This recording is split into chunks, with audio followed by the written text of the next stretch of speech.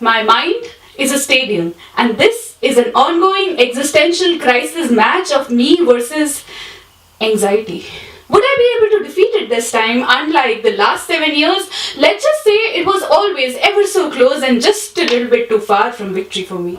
When it visited me time and again, and my mind pampered it like a grandparent pampers a grandchild to cause havoc inside the ancestral home of my body.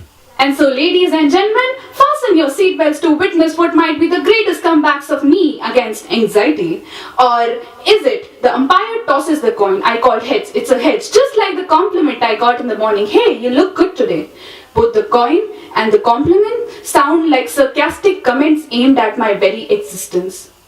Thank you, I say to one. I choose bowling to the other. And so I strategically place my fielders on the field that stand guard against the self-sabotaging symptoms of my anxiety. I clench a paperweight on the table to stop my hands from pulling out strands of my hair or my teeth from biting off my nails. When I can't find a paperweight, I dig my nails deep into my palms or my thighs, only to end up with cuts that go as deep inside my skins as the stumps go inside the ground.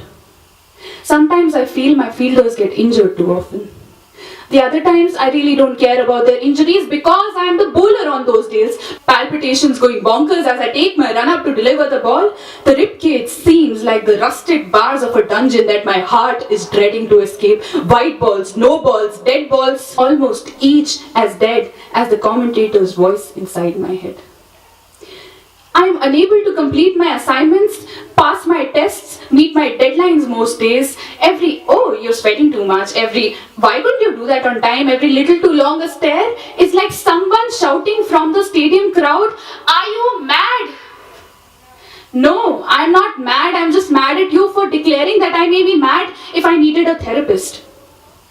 We're back for the second innings. The roaring of the crowd as I enter the stadium as the opening batsman is the cacophony inside my head saying, are my gloves slipping? Are my shoes gripping? Am I inside the crease? Is my left foot too forward? Is my right foot too forward? What if I'm not good enough?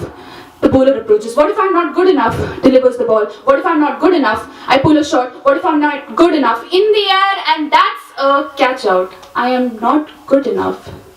There are days when I feel like I'm shouldering the weight of this very stadium as I search for the ground to stand on.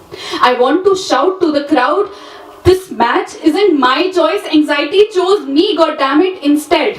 I sit silently through parties as my friends answer me in monosyllabic yeses and nos. Instead, I jump each time someone enters my door, run out. Instead, I try to make too many people happy at once, LBW.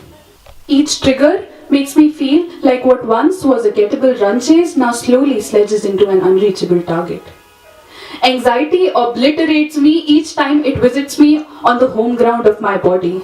So during the last wicket partnership, I clutch the bat tightly in my hand. I grab the knife. I see the bowler approaching. I check the sharpness of the knife. I see the ball approaching. I hold the knife over my left hand.